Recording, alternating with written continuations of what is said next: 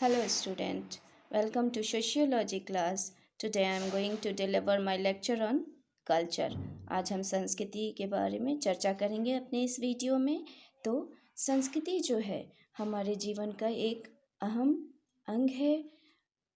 मानव जाति और पशु में एक ही अंतर है कि मनुष्य जो होता है वो कल्चर्ड होते हैं, उनमें कल्चर होता है, संस्कृति होता है, और पशुओं में इसका अभाव पाया जाता है। ये एक विशेषता है जो मनुष्य और पशु में अंतर को दर्शाता है। तो यहाँ हम देखेंगे कि संस्कृति व्यक्ति और समाज में गहरा संबंध रखती है और यह मानव की अमूल्य संपत्ति है। समाज में प्रत्येक व्यक्ति किसी न किसी संस्कृति में जन्म लेता है और संस्कृति व्यक्ति क्या होता है, वह समाज के बीच एक कड़ी का काम करता है। तो यहाँ हम देखेंगे कि culture is a unique position of man. It is all around us. It is a part of our everyday life, of our personality that we tend to take it for granted. तो यहाँ हम देखेंगे कि culture जो है वो हमारे समाज में व्याप्त होता है और इसे हम बनाते हैं, मनुष्य बनाता है। ये कुछ संस्कृति होती हैं हमारे पूर्वज के अनुसार जनरेशन हस्तांतरित होती है। कुछ हमें अपने पूर्वजों से मिलता है और हम अपने नेक्स्ट जनरेशन को उसे हस्तांतरित करते हैं। लेकिन कुछ संस्कृति होती है जो मैन मेड होती है, जो हम अपनी आवश्यकताओं के अनुसार चेंज करते रहते हैं। तो संस्कृति शब्द जो है संस्कृत भाषा से लिया गया है और संस्कृत और संस्कृति दोनों ही शब्द संस्कार से बने हैं। संस्कार जो होते हैं अच्छे व्यवहार को सीखना, इसे संस्कार कहते हैं। और ये संस्कार का अर्थ है कुछ कृत्य अनुष्ठानों यानी कुछ रिचुअल्स होते हैं उसकी पूर्ति करना। इस दृष्टि से संस्कृति का अर्थ होता है विभिन्न संस्कारों द्वारा सामूहिक जीवन के उद्देश्यों की प्राप्ति करना। तो कल्चर जो होता है हमारे जीवन का एक महत्वपूर्ण अंग माना जाता है। संस्कृति समाज की आत्मा होती है। जब तक समाज है तब तक संस्कृति है। यह समाज का गुण है जो उसे विशिष्टता प्रदान करती है।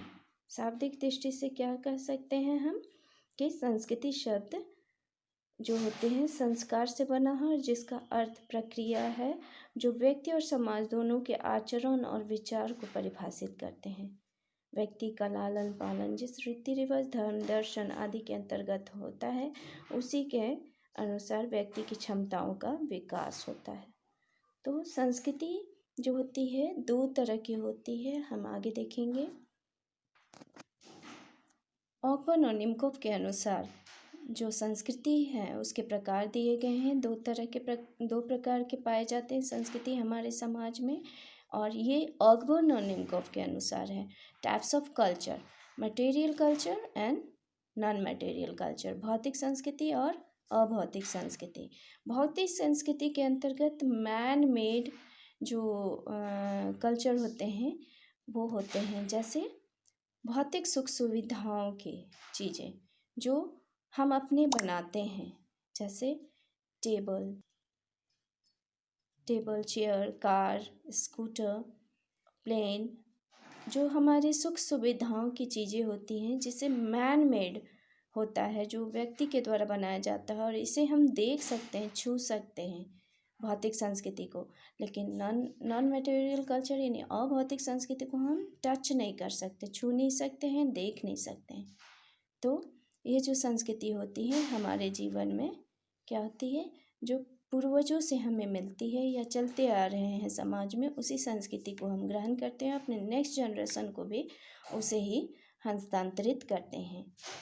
अतः दोनों ही कल्चर जो होते हैं हमारे समाज में बहुत ज़रूरी है हमारे जीवन में। और कुछ जैसे रीति रिवाज, विश्वास, बिलीफ, कस्टम, बहुत सारी ऐसी चीज़ें होती हैं जिन्हें हम देख नहीं सकते। हमारे विवाह के रीति रिवाज होते हैं, हमारे धर्म होते हैं, विश्वास होते हैं और कस्टम्स होते हैं, तो इन्हें हम देख नहीं सकते हैं, इन्हें केवल महसूस किया जाता है। तो इसे हम नॉन मटेरियल कल्चर कहते हैं। इससे तो ये भौतिक संस्कृति और अभौतिक संस्कृति दोनों ही संस्कृति का पार्ट है और दोनों ही हमारे विकास के लिए, मनुष्य के विकास के लिए बहुत ही आवश्यक है। दोनों ही लेकर हम चलते हैं। अपनी भौतिक संस्कृति को भी हम अपने जीवन में रखते हैं, क्योंकि उसके बिना हम आगे नहीं बढ़ सकते हैं। और अभौतिक संस्कृति जो हम अपनी पीढ़ी से दूसरी पीढ़ी में हस्तांतरित करते हैं, तो ये कल्चर चलता रहता है। इस तरह हम कह सकते हैं कि संस्कृति का हमारे जीवन में बहुत ही अहम रोल होता है और इसके बिना समाज में रहना बहुत ही मुश्किल होता है और मनुष्य पशु के समान हो जाता है। तो culture is very important to our life, our society. I think आप लोग समझ गए होंगे student. Thank you very much.